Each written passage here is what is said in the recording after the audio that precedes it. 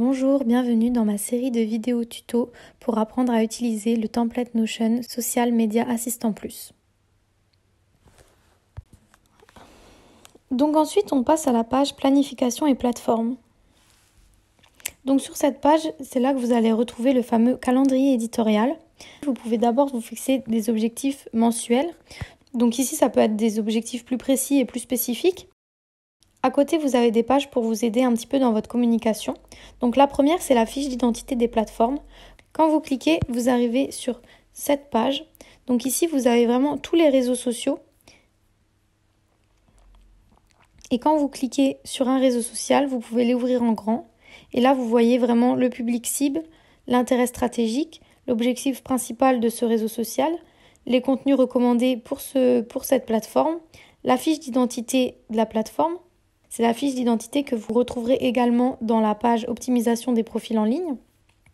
Et vous avez également les jours de poste, quand il faut poster sur cette plateforme, etc.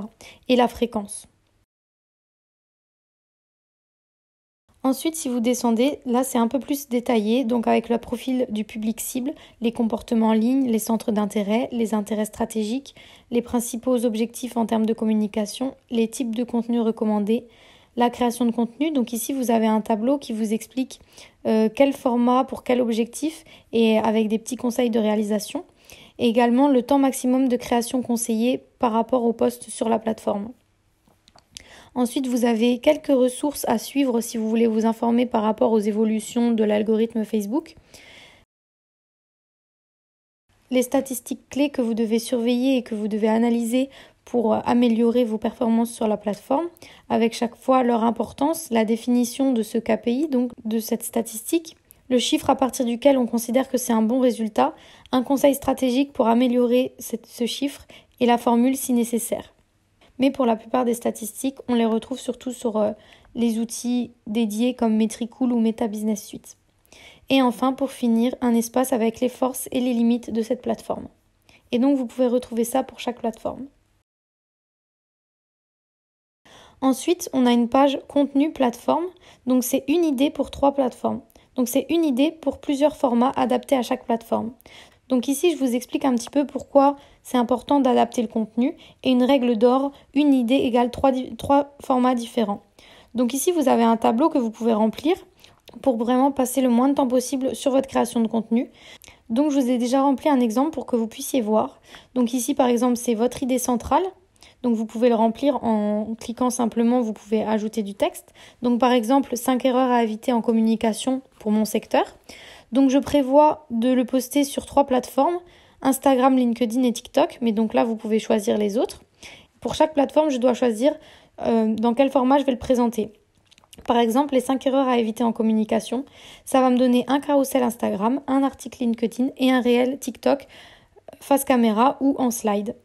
Et donc là, je marque l'état, si c'est à réaliser, en création, à planifier ou poster. Et ici, vous pouvez lier directement le post. Donc ici, pour l'instant, vous avez encore rien mis dans votre calendrier éditorial. Mais si vous créez un post dans le calendrier éditorial, vous pourrez le retrouver ici.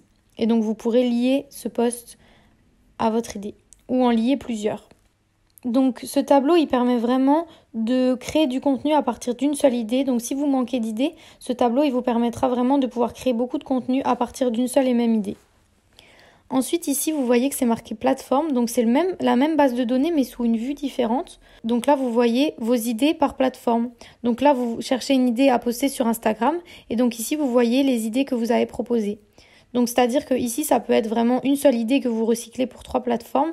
Et ici, vous verrez la même idée, mais pour 3 plateformes différentes. Ensuite, on a la checklist de cohérence multi-réseaux sociaux. Donc ici, vous allez vraiment avoir une petite checklist qui vous permettra de voir si votre contenu est cohérent. Donc, vous pouvez un petit peu juger vos designs grâce à ça, en cochant les cases au fur et à mesure pour voir s'ils remplissent vraiment les bons critères. Donc ici, j'ai mis, voilà, ça serait bien de faire cet audit une fois par mois pour voir s'il y a une bonne cohérence sur les réseaux sociaux. Et ici, il y a encore le petit truc d'archivage. Si vous voulez garder une trace, vous pouvez également le dupliquer et le mettre dans les archives. Ensuite, on a les rituels de publication hebdomadaires ou mensuels. Donc cette page, elle va vraiment vous aider à vous organiser, c'est-à-dire que j'ai mis un petit peu les choses à faire par semaine, ainsi que le temps estimé et si ça avait été fait. Donc vous pouvez par exemple ajuster aussi la durée estimée. Si vous estimez que ça prend plus de temps ou moins de temps, vous pouvez ajuster, vous pouvez changer les tâches, etc. Et donc cocher quand c'est fait ou décocher si c'est pas encore fait. Vous avez le même tableau mais du coup par mois et cette fois-ci les objectifs sont précisés. Donc ensuite, si on revient à notre page planification et plateforme, ici vous avez la liste des plateformes que vous pouvez utiliser. Donc c'est-à-dire que là vous avez active ou inactive. Donc par exemple, moi j'ai mis que j'étais active sur Facebook et sur Instagram, mais si je choisis de décocher, je ne vois plus qu'Instagram. Et là je dois aller dans inactive pour voir toutes les plateformes. Et là je peux recocher du coup Facebook et elle apparaîtra dans les plateformes actives. Donc si vous cliquez sur ce petit encadré, vous arrivez ici et donc là vous pouvez écrire par exemple, vous prévoyez 3 publications par semaine, vous prévoyez 2 stories par semaine. Vous pouvez également remplir le lien vers votre page Facebook. Ici vous aurez le lien vers toutes les publications que vous créez dans votre planning éditorial qui concernent Facebook. Et si vous redescendez un petit peu, ici c'est pareil, vous verrez toutes vos idées ou les posts publiés ou les posts en cours de création qui seront ici. Donc vous pouvez suivre aussi directement votre création de contenu au travers de cet espace. Donc ici on a le calendrier éditorial en lui-même.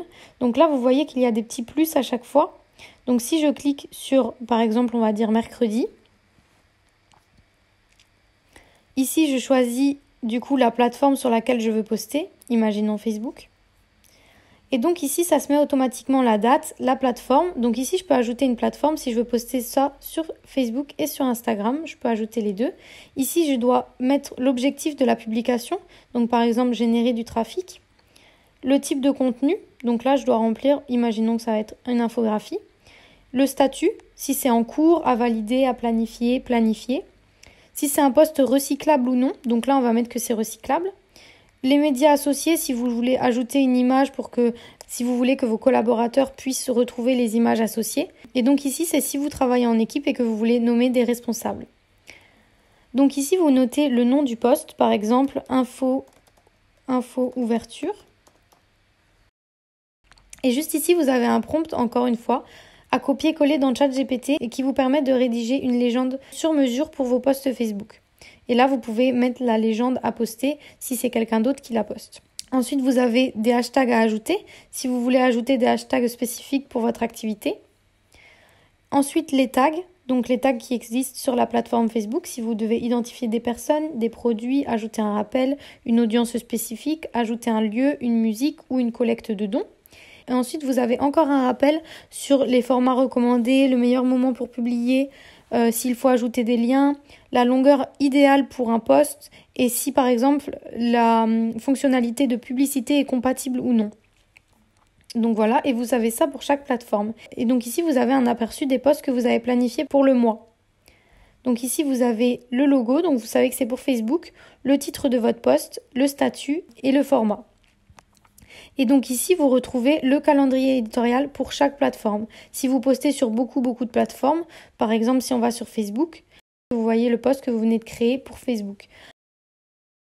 Par contre, si on retourne sur par exemple TikTok, là, vous ne voyez pas le post parce qu'il n'est pas prévu pour la plateforme TikTok. Donc si on revient ici, vous voyez que vous avez plusieurs petits encadrés. Donc si vous allez dans suivi de création, vous pouvez voir en fait à quelle étape de création sont vos posts. Donc ici, on voit que le post info ouverture, il est à planifier. Donc ça, c'est bien encore une fois si vous travaillez en équipe et que c'est pas la même personne qui crée et qui planifie. Ensuite, vous avez aussi le suivi de format ici. Et là, vous voyez par exemple selon le format. Donc là, vous voyez que vous n'avez aucun challenge à prévoir. Par contre, vous avez une infographie à faire. Et donc ça, c'est vraiment bien si vous créez du contenu parce que vous pouvez vous organiser. Par exemple, si vous voyez que vous avez 4 vidéos à faire, vous pouvez faire les 4 vidéos en même temps. Et en dessous, vous avez un calendrier éditorial du coup par semaine où là, vous voyez vraiment les objectifs, le format et le statut. Et donc là, vous pouvez voir ce qui est prévu pour la semaine et si c'est bien planifié ou non. J'espère que j'ai été claire, que vous avez bien compris. Et si vous avez des questions, n'hésitez pas à me les poser dans les commentaires. Bisous bisous!